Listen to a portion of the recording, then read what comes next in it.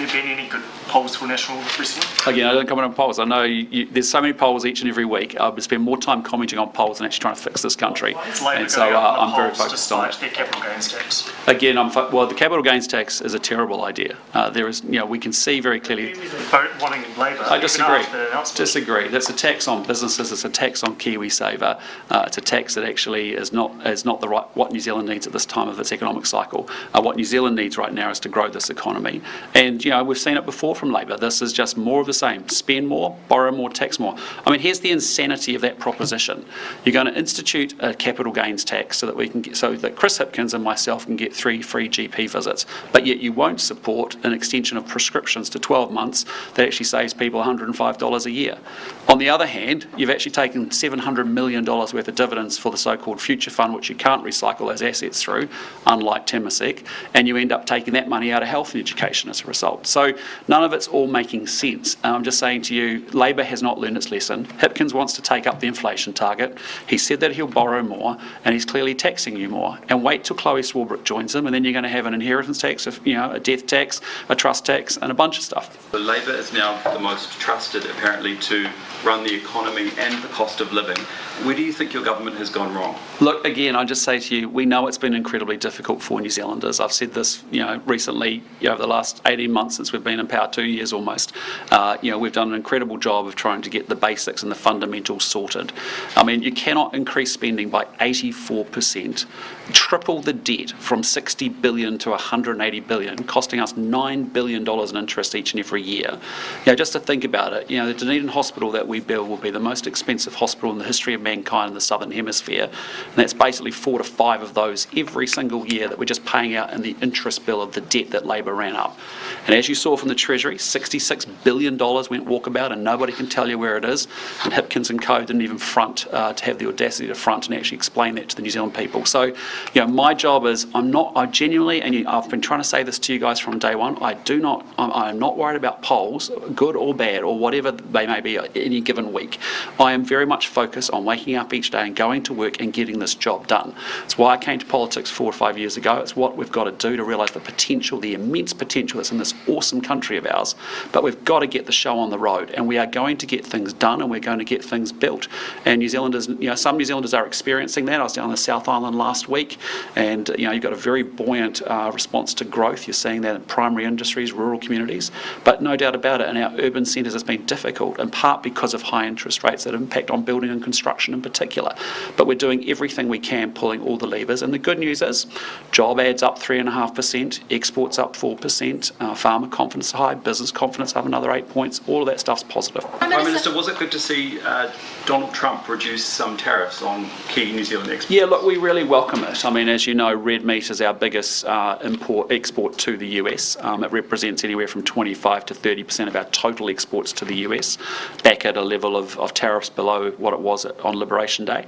So it's a very positive move. And if you talk to our red meat exporters in New Zealand, that's a very good thing. What you're seeing is all around the world, probably out to 2030, there is more demand for red meat than there is supply in livestocks across the world, and that just creates a huge opportunity for us. So 70% of our products still carry the 15% tariff. We'll continue to make the case, as we have been doing, to the American administration about that. Prime Minister, just on those tourism figures you mentioned at the start of the press conference, how much can you rely on Australian tourists to revive the economy when at the same time we've obviously got that huge number of Kiwis moving to Australia? How do you sort of balance those? Well, they're two separate issues. One's about tourism and the other's about immigration. So let's just not mix the drinks. How do you see it affecting the economy? Well, the first thing is, the thing that can affect the economy most is to power up our tourism sector. It's our second biggest earner of GDP.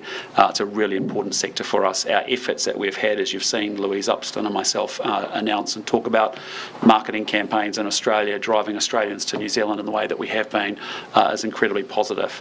We know we've got a challenge around, net migration is, I think, 12,500. It's about half what it has been over this average period. There's still more people coming to New Zealand than are leaving. But certainly, we understand, New Zealand citizens in particular, there's more leaving than there are coming home, and that's we've seen that in our history, and that's a function of the economic opportunity and the conditions that we are dealing with. But we are working our way through that to build a better economy, to make sure people feel safer, they've got better housing and education and health outcomes for them and their families. the New Zealanders who took those that everyone must go slogan literally and moved overseas, what would your message to them? Well, look, I think that's a bit cute. I mean, like, honestly, it's been a very successful campaign. I think even you'd have to admit that as a media.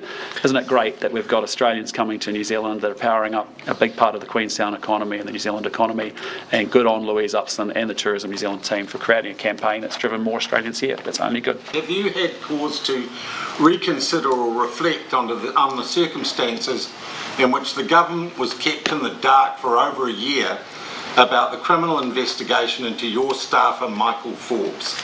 Because 40 senior police officers knew a year before that story broke that there had been a criminal investigation into him, including, by a paper trail, the then Commissioner of Police, Mr. Costa. I'm not aware of that paper trail per se. What I'd just say on that one is that we've asked, DIA, as you saw us do a deep dive to say what more could we be doing in terms of information sharing between the agencies to make sure that we've got the vetting as robust as it possibly can be.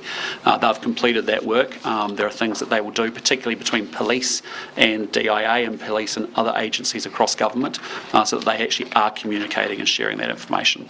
But you do accept that senior police knew about the investigation of Mr. Forbes actually before he was appointed to your office? I'm aware police were aware of that subsequently, as we've found out subsequent to his and leaving. The non-disclosure was an accident, a misjudgment, or a deliberate cover-up? No, I just think that the information sharing processes that we should expect between police to share information around those sorts of things should be made available, and that's what the DIA have put in place as a mechanism so that police can share that information with the government agencies, as they should, in my view. What is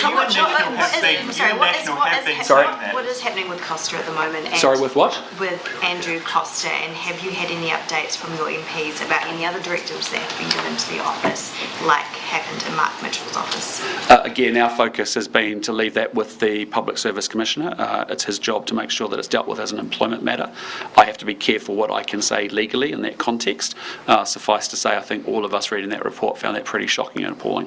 Can I also, just on the directives to ministerial officers, are you 100% certain that there has been no other police? In what regard to? In police directing emails going to Mark Mitchell's office to not go to him and to go back to police? Not that I'm aware of. Can I just ask you another question for Andrea Vance, just on the assault at Auckland Grammar? Are you comfortable that a serious assault on a 13-year-old at Auckland Grammar was not reported to police for some months, and only after insistence of parents, despite clear injuries and multiple witnesses?